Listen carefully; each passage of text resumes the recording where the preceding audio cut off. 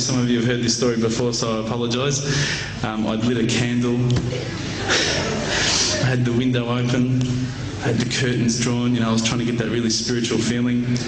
It was a nice summer night in Melbourne, as summer as it can get in Melbourne, and I was sitting there thinking, this is it, this is the night. I'd been, investigating all the spiritual proofs, all the scientific proofs about the fact that the mountains are the pegs, about, how the embryo develops inside, the woman, all these amazing proofs, but I still needed that little push. It's like I was on the edge of a cliff, I was ready to jump, I just needed a push. So I was sitting there, it was very quiet. I was reading Quran, and I stopped. I said, Allah, this is my moment. This is the time I'm about to jump into Islam. All I need is just a sign.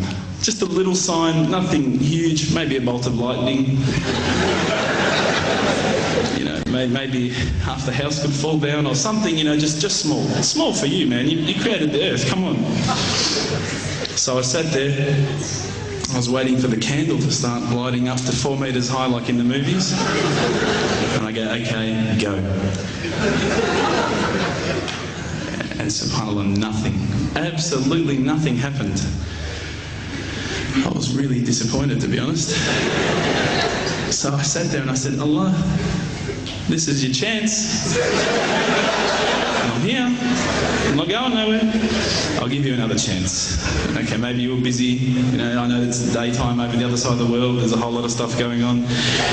Maybe this time it could just be like a car backfiring. Something small. All right, half the house, the candle. Let's forget that. A bird could fart outside. I don't care. Just anything.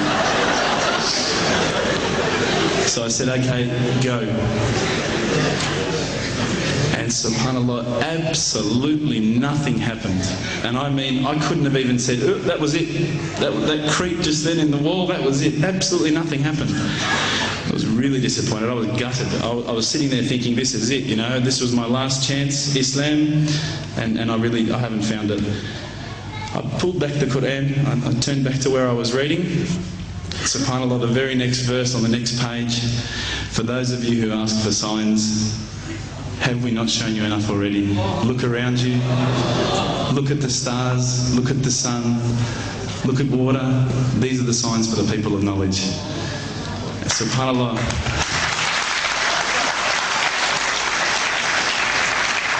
I threw the doona over my head and I pretended I was asleep. I was that scared because I couldn't believe how arrogant I'd been to want my own specific sign when all the signs had been there for me all along. The fact that we have this world, the fact that there is this creation, these are the signs for all of us. The next day I decided this is it, I'm becoming a Muslim. I'd been investigating Islam now for probably about 6 months, to be honest. I went in and I said to myself, this is it, I'm going to make shahada. I had no idea what I had to say, I had no idea what the words were. It was probably close to Isha prayer, so it would have been, 7, 8 o'clock at night. I went in and I couldn't believe it. There was about 1,000 people at the mosque. I thought, subhanAllah, look at this religion. Look at how strong they are. It was the first night of Ramadan.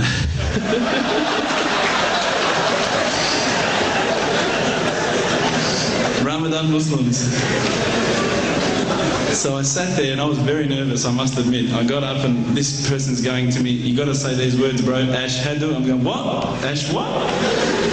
Can't I just say it in English? No, they say, no, you got to say it in Arabic. And I thought, I looked out over the sea of beards that I could see in front of me and I thought, if I get these words wrong, I'm a dead man. Again, I had this fear, And they were staring at me, and I don't know if you know this, but Australians can't stare. Lebanese people can stare.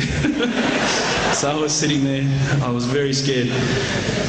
I got up, and subhanAllah, as soon as I started to say the words, all fear went out of my mind. It felt as though a shower was inside my head and someone had just turned on the cold tap.